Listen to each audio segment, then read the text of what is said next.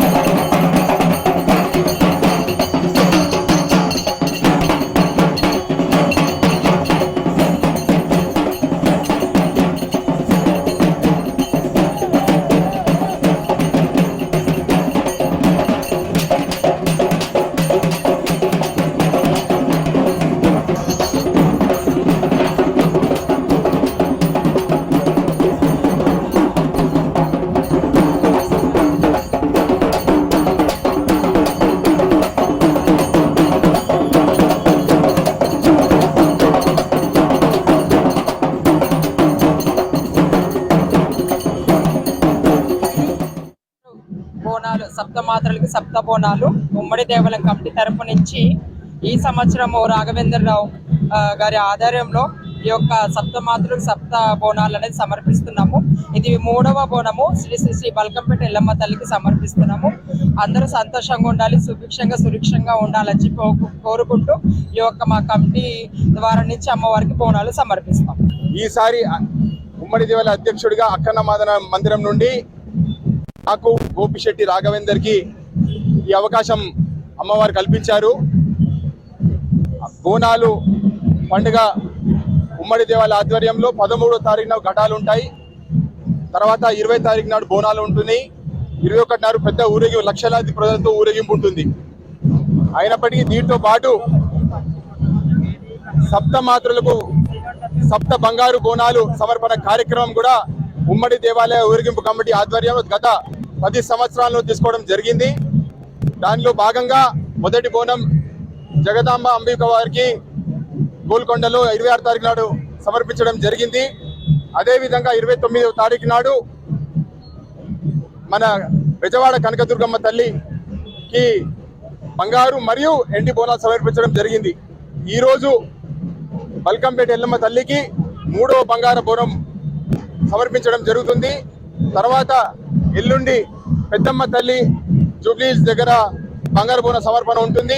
తర్వాత 10వ తారీఖు నాడు ఉజ్జయిని మహాకాళి మందిరం బంగారు బోనం సమర్పణ ఉంటుంది.